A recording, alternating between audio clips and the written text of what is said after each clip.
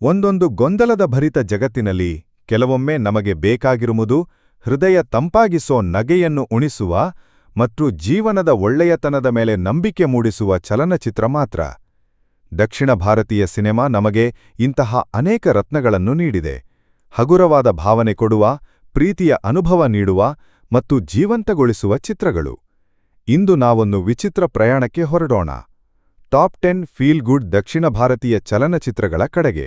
ನೀವು ಯಾವಾಗಲಾದರೂ ನಿಮ್ಮ ಜೀವನವನ್ನು ಬದಲಾಯಿಸಬಲ್ಲ ಕಥೆಯನ್ನ ಕೇಳಿದ್ದೀರಾ? ಅದೃಷ್ಟ, ಆಸೆ, ಪ್ರೇಮ ಹಾಗೂ ಬದುಕಿನ ಬದಲಾವಣೆಯ ಹಾದಿ ಇವತ್ತು ನಮ್ಮ ಮುಂದೆ ಹರಡಿದೆ. ಇದು ನೀತಂ ಓರು ವಾನಂ, ಹೃದಯಕ್ಕೆ ಹತ್ತಿರವಾಗುವ ತಮಿಳು ಸಿನಿಮಾದ ಕಥೆ. ಅವನ ಹೆಸರು ಅರ್ಜುನ್. ಒಂದು ನಿಂಟಿಂದಿಯಾದಂತಹ ಜೀವನ. ಆತನಿಗೆ OCD ಅಂದರೆ ಜೀರ್ಣ ಮನೋವಿಕಾರ. ಆದರೆ ಆತನು ಒಂದೇ ಕೆಲಸ ಮಾಡ್ತಿರ್ತಾನೆ, ಇತರರ ಕನಸುಗಳನ್ನು ನೆರವೇರಿಸುವ ಪ್ರಯತ್ನ. ಒಂದು ದಿನ ಆತನ ಕೈಗೆ 3 ವಿಭಿನ್ನ ಜನರ ಲವ್ ಸ್ಟೋರಿ ಬರುವುದು.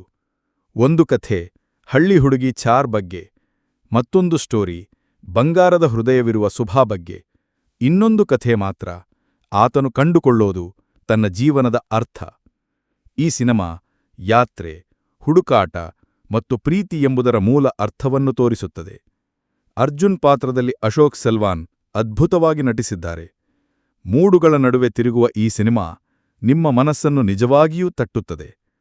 ಚಿತ್ರದ ಕ್ಯಾಮರಾ ವರ್ಕ್, ಸಂಗೀತ ಮತ್ತು ಎಮೋಷನಲ್ ಮೊಮೆಂಟ್ಸ್ ಎಲ್ಲವೂ ನಿಮ್ಮ ಹೃದಯದಲ್ಲಿ ಉಳಿಯುತ್ತವೆ.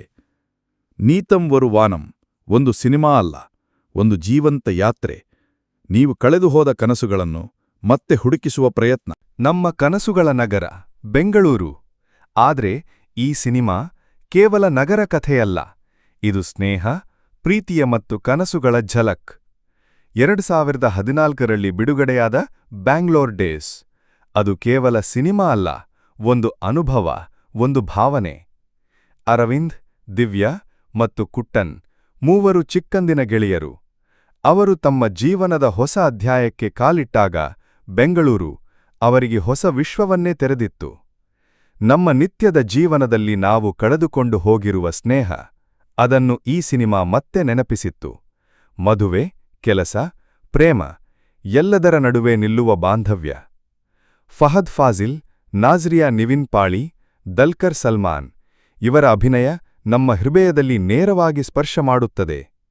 ಪ್ರತಿ ದೃಶ್ಯ, ಪ್ರತಿ ಸಾಂಗ್ ಉಸಿರಾಡ್ತಿರೋ ಹುಮ್ಮಸ್ಸು. ಎಂದೆನ್ನೂ ಕಣ್ಣಿಲ್ಲ ಆ ಹಾಡು ಕೇಳಿದರೆ ಇಂದಿಗೂ ನಕ್ಕೋಣ, ಅತ್ತೋಣ ಅನ್ನಿಸುತ್ತದೆ. ಬ್ಯಾಂಗ್ಳೂರ್ ಡೇಸ್ ನಿಜಕ್ಕೂ ಹೇಳುವುದೇನೆಂದರೆ ಒಂದೊಂದು ಕನಸಿಗೆ ಬಣ್ಣಬಣ್ಣದ ರೂಪ ಕೊಟ್ಟ ಕಥೆ.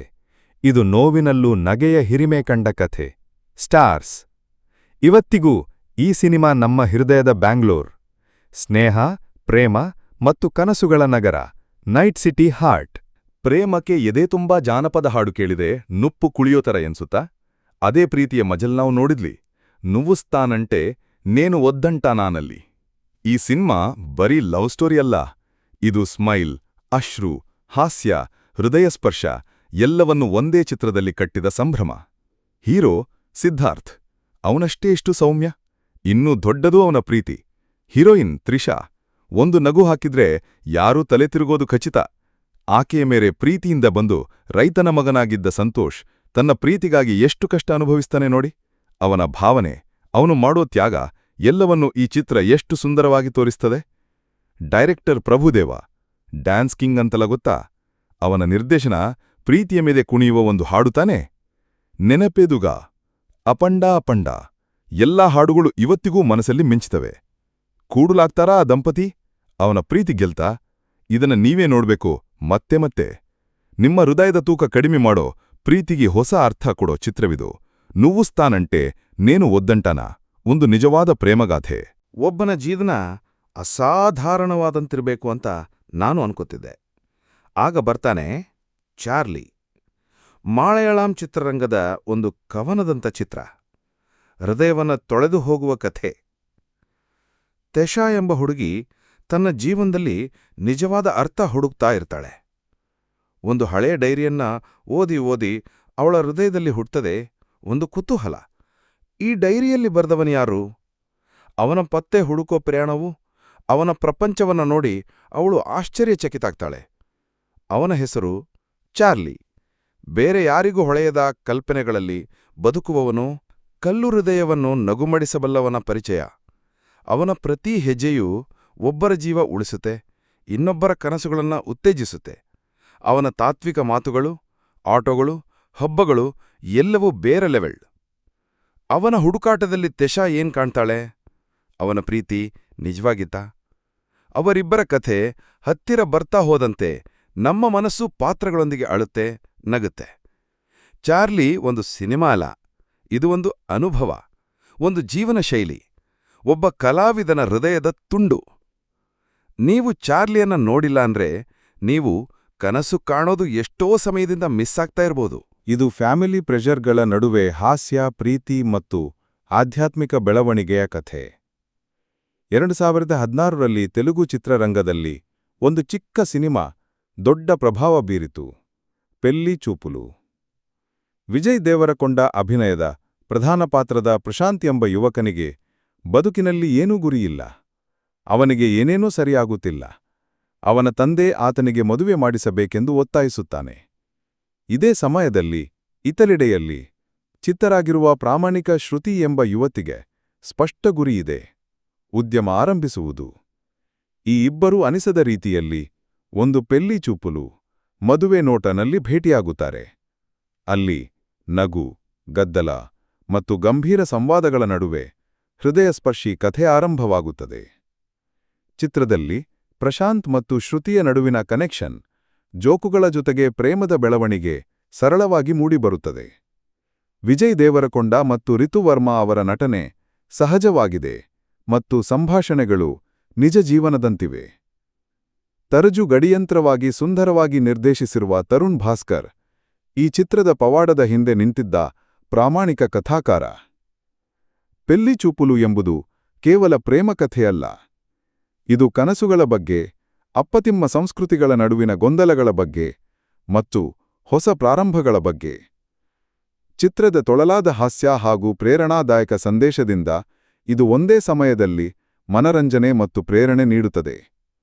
ಇದು ನೋಡುವವರಲ್ಲಿ ಒಂದು ಅಲೆಯಂತೆ ಪ್ರೀತಿಯ ಅಭಿಮಾನವನ್ನು ಹುಟ್ಟಿಸುತ್ತದೆ. ಪೆಲ್ಲಿ ಚೂಪುಲು ಸಿಂಪಲ್ ಆದರೂ ಡೀಟ್. ಈ ಸಿನಿಮಾ ಹೆಸರೇ ಕೇಳಿದ್ರೆ ತಕ್ಷಣ ಒಂದು ಕುತೂಹಲ ಮೂಡ್ತದೆ. ಓ ಮೈ ಕದವಳೆ ಅಂದ್ರೆ ಲಿಟ್ರಲಿ ಅಯ್ಯೋ ದೇವರೇ ಅನ್ನೋ ಅರ್ಥ. ಹೌದು, ಇವನ ಜೀವನವನ್ನ ದೇವರೇ ತಾನೇ ಡೈರೆಕ್ಷನ್ ಕೊಡ್ತಾರೆ. ಅರ್ಜುನ್ ಎಂಬ ಸಾದಾ ಸೀಮಾ ಹುಡುಗ ಅವನ ಚೈಲ್ಡ್ಹುಡ್ ಬೆಸ್ಟ್ ಫ್ರೆಂಡ್ ಅಂಜಲಿಯೊಂದಿಗೆ ವಿಚಿತ್ರವಾದ ಪರಿಸ್ಥಿತಿಯಲ್ಲಿ ಮದುವೆ ಆಗ್ತಾನೆ. ಆದರೆ ಇವನಾಸೆ ಬೇರೆ. ಅವನ ಕ್ರಶ್ ಲವ್ ಸ್ಟೋರಿ ಯಾವತ್ತೂ ಅವನ ಮನಸ್ಸಲ್ಲಿ ಓಡ್ತಿರುತ್ತೆ. ಆದರೆ ಇಲ್ಲಿ ಟ್ವಿಸ್ಟ್ ಎಂತಂದ್ರೆ, ಒಮ್ಮೆ ಅವನೇ ಮನಸ್ಸಲ್ಲಿ ಬದಲಾವಣೆ ಬಯಸ್ತಾನೆ. ಅವನು ಸೆಕೆಂಡ್ ಚಾನ್ಸ್ ಕೇಳ್ತಾನೆ. ಅವನ ಲೈಫ್ಗೆ ಆಗೇನ್ ಬರುತ್ತೆ ಗೊತ್ತಾ? ಹೀಗೆ ಒಂದು ಮ್ಯಾಜಿಕ್ ಡೋರ್ ಮೂಲಕ ಅವನ ಲೈಫ್ ಒಂದು ಆಲ್ಟರ್ನೇಟ್ ರಿಯಾಲಿಟಿಗೆ ಸಾಗುತ್ತೆ. ಹುಡುಗನ ಕನಸು, ಪಶ್ಚಾತ್ತಾಪ, ಸಂಬಂಧಗಳ ಹದ, ಇದು ಎಲ್ಲದರ ಮೇಲೆ ರಿಫ್ಲೆಕ್ಟ್ ಆಗೋ ಒಂದು ಸೋಲ್ಫುಲ್ ರೈಡ್. ಇದು ಕೇವಲ ಲವ್ ಸ್ಟೋರಿ ಅಲ್ಲ, ಇದು ನೀವು ಇವತ್ತಿಗೆ ಮಾಡಿದ ಆಯ್ಕೆಗಳು ನಾಳೆಯ ಜೀವನಕ್ಕೆ ಎಷ್ಟು ಇಂಪಾರ್ಟೆಂಟ್ ಅನ್ನೋದನ್ನು ತೋರಿಸೋ ಕಥೆ. Butter smooth direction, natural acting, soulful BGM. ಇಡೀ ಸಿನಿಮಾ ನೋಡ್ತಾ ಇರುವಾಗ ನೀವು ಒಂದು ವಿಚಾರ ತಪ್ಪದೇ ಯೋಚಿಸ್ತೀರಿ. ನಮ್ ಜೀವನನ ನಮಗೆ ಮತ್ತೊಮ್ಮೆ ಸೆಕೆಂಡ್ ಚಾನ್ಸ್ ಕೊಡ್ತಿದ್ರೆ ನಾವು ಬೇರೆ ರೀತಿಯಲ್ಲಿ ನಡೀತಿರ್ತ್ವಾ? ಓ ಮೈ ಕದವಳೆ ನಿಂಗೆ ನಗಿಸುವತ್ತೆ, ಕಣ್ಣೀರ್ ತರುತ್ತೆ, ಅದೇ ಸಮಯದಲ್ಲಿ ನಿನ್ನ ಮನಸ್ಸಲ್ಲಿ ಶಾಂತಿ ಕೂಡ ಉಂಟು ಮಾಡುತ್ತೆ. ತಪ್ಪದೇ ನೋಡಿ. ಲವ್, ಫಿಲಾಸಫಿ ಮತ್ತು ಫ್ರೆಶ್ ಫೀಲಿಂಗ್ಗಳ ಮೆಲೋಡಿಯಸ್ ಮಿಶ್ರಣ. ಒಬ್ಬ ಶೆಫ್ ಆಗ್ಬೇಕಿಂದ ಕನಸು ಹೊತ್ತ ಒಬ್ಬ ಹುಡುಗ, ಆದ್ರೆ ತಂದೆ ಹೇಳೋದು ಬೇರೆ ಕಥೆ. ಇದು ನಿಮ್ಮ ಮುಂದೆ ಉಸ್ತಾದ್ ಹೋಟೆಲ್, ಒಂದು ಆಹಾರಕ್ಕಿಂತ ಹೆಚ್ಚಿನ ಅರ್ಥವಿರುವ ಕಥೆ. ಫೈಸಲ್ ಅಕ ಫೈಜಿ ದುಲ್ಕರ್ ಸಲ್ಮಾನ್ ತನ್ನ ಕನಸು ಸಾಕಾರಗೊಳಿಸಲು ಫ್ರೆಂಚ್ ಕುಕಿಂಗ್ ಕಲಿಯುತ್ತಾನೆ. ಆದ್ರೆ ತಂದೆ ಅವನ ಡ್ರೀಮನ್ನು ಒಪ್ಪೋದಿಲ್ಲ. ಫೈಜಿ ನಾಡಿಗೆ ಹಿಂದಿರುಗ್ತಾನೆ. ಅವನು ತನ್ನ ತಾತನೇ ಜೊತೆಗೆ ಕೋಜಿಕೋಡ್ನಲ್ಲಿ ಉಸ್ತಾದ್ ಹೋಟೆಲ್ನಲ್ಲಿ ಕೆಲಸ ಮಾಡ್ತಾನೆ. ಅಲ್ಲಿ ಅವನು ಅರ್ಥ ಮಾಡಿಕೊಳ್ಳುತ್ತಾನೆ ಆಹಾರದ ಅಸಲಿ ರುಚಿ ಏನು ಅಂತ. ಅದು ಮಸಾಲೆಯಲ್ಲ, ಅದು ನಂಬಿಕೆಯಲ್ಲಿ. ಹಸಿವನ್ನು ತಣಿಸಲು, ಹೃದಯ ತುಂಬಿಸಲು ಅಡುಗೆ ಹೇಗೆ ಸಹಾಯ ಮಾಡಬಹುದು ಎಂಬುದನ್ನು ಫೈಜಿ ಕಲಿಯುತ್ತಾನೆ. ತಾತನ ಪ್ರೀತಿ, ಮನುಷ್ಯತ್ವ, ಜೀವನದ ಅರ್ಥವೇನು ಎಂಬುದನ್ನು ಅವನೇ ಅನುಭವಿಸುತ್ತಾನೆ. ಉಸ್ತಾದ್ ಹೋಟೆಲ್ ಒಂದು ಚಿತ್ರವಲ್ಲ, ಅದು ಪ್ರೀತಿಯ ಪಾಕಶಾಲೆ, ಮಾನವೀಯತೆಯ ಪಾಠ, ಆಹಾರಕ್ಕೂ ಸಂಬಂಧಕ್ಕೂ ಇರುವ ಆತ್ಮೀಯತೆಯ ಕಥೆ. ಇದನ್ನೊಮ್ಮೆ ನೋಡಿದ್ರೆ ನೀವು ಬದಲಾಯಿದೆ ಹೇಳಿ. 2004ರಲ್ಲಿ ತೆಲುಗು ಸಿನಿಮಾಕ್ಕೆ ಹೊಸ ಆತ್ಮವನ್ನೇ ತಂದ ಚಿತ್ರ ಆನಂದ್. ಇದು ಮಾಸ್ ಮಸಾಲ ಅಲ್ಲ, ಇಲ್ಲಿ ಗುಂಡಿನ ಸದ್ದು ಇಲ್ಲ, ಆದ್ರೆ ಎಂಥ ಪವರ್ಫುಲ್ ಎಮೋಷನ್ ಇದೆ ಗೊತ್ತಾ? ಶೇಖರ್ ಕಮುಲಾ ನಿರ್ದೇಶನದ ಈ ಸಿನಿಮಾವು ನಿಜವಾದ ಜೀವನದ ಛಾಯಾವೊಂದಂತೆ ಮೂಗುತ್ತದೆ. ಆನಂದ್ ಎಂಬ ಹುಡುಗ ಶಾಂತ ಸ್ವಭಾವ, ಸಂಸ್ಕೃತಿಯಿಂದ ತುಂಬಿದವನು. ಆದ್ರೆ ಅವನ ಹತ್ತಿರ ಎಲ್ಲರ ಜೀವನ ಬದಲಾಗುತ್ತದೆ. ಕಮಲ್ ಮತ್ತು ರೋಹಿಣಿ ನಡುವಿನ ಸಂಬಂಧ ತುಂಬಾ ನಜೂಕು. ಪ್ರೀತಿ, ಅಪಾರ ಸಂವೇದನೆ ಮತ್ತು ಬದುಕಿನ ಗಂಭೀರ ಸತ್ಯಗಳೊಂದಿಗೆ ತುಂಬಿದ ಕಥೆ. ಈ ಚಿತ್ರದಲ್ಲಿ ದೊಡ್ಡ ಸ್ಟಾರ್ ಇಲ್ಲ, ಆದರೆ ದೊಡ್ಡ ಕಥೆ ಇದೆ. ನಮ್ಮೆಲ್ಲರೊಳಗಿರುವ ನಿಜವಾದ ಎಮೋಷನ್ಗಳಿಗೆ ಟಚ್ ಮಾಡುತ್ತೆ. ಡಬ್ಬಿಂಗ್ ಅಲ್ಲ, ನಿಸರ್ಗದ ಬೆಳಕು, ನೈಸರ್ಗಿಕ ಸಂಭಾಷಣೆ, ಈ ಎಲ್ಲವನ್ನೂ ನೋಡಿ ತಕ್ಷಣ ಪ್ರೀತಿಸ್ಬಿಡ್ತೀರಾ. ಆನಂದ್ ಒಂದು ಸಿನಿಮಾ ಅಲ್ಲ, ಅದು ಒಂದು ಭಾವನೆ, ಒಂದು ನೆನಪು, ಒಂದು ಶಾಂತ ಸಂವೇದನೆ. ನೀವು ಇನ್ನೂ ಈ ರತ್ನವನ್ನು ನೋಡಿಲ್ಲ ಅಂದ್ರೆ ಇಂದೇ ನೋಡಿ, ಒಂದು ಬಗೆಯ ಮನಃಶಾಂತಿ ಸಿಗುತ್ತೆ. ಆನಂದ್ 2004. ತೆಲುಗು ಸಿನಿ ಪ್ರೇಮಿಗಳಿಗೆ ದಿಟ್ಟ ಮುತ್ತು. ಒಬ್ಬನನ್ನು ಕಳೆದುಕೊಂಡವನಿಗೋ ಅವನ ಬಗ್ಗೆ ಇನ್ನೂ ಮರೆಯಲಾಗದವಳಿಗೋ ಬದುಕು ಮತ್ತೊಮ್ಮೆ ಪ್ರೀತಿಯ ಕಲಿಯಲು ಒಂದು ಅವಕಾಶ ನೀಡುತ್ತೆ. ಇದು ರಾಜಾರಾಣಿ 2013ರಲ್ಲಿ ಬಿಡುಗಡೆಯಾದ ತಮಿಳು ಚಲನಚಿತ್ರ. ಅಭಿವೃದ್ಧಿ, ನಗು, ನೋವು ಮತ್ತು ಹೊಸ ಪ್ರೀತಿಯ ಕಥೆ. ಜಾನ್ ಮತ್ತು ರೆಜೀನಾ ಇಬ್ಬರೂ ವಿಚಿತ್ರವಾಗಿ ಮದುವೆಯಾದ ದಂಪತಿ. ಅವರ ನಡುವೆ ಪ್ರೀತಿಯಿಲ್ಲ, ಕೇವಲ ಮೌನ, ನೋವು, ಗತಕಥೆ.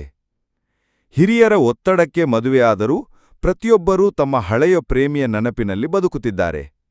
ಆದರೆ ದಿನಗಳು ಮುಂದೆ ಸಾಗುತ್ತಿದ್ದಂತೆ ಒಬ್ಬರ ನೋವನ್ನು ಮತ್ತೊಬ್ಬನು ಅರ್ಥಮಾಡಿಕೊಳ್ಳುತ್ತಾನೆ. ಅವರ ನಡುವೆ ಹುಟ್ಟುವ ಅಸ್ಪಷ್ಟ ಭಾವನೆಗಳು.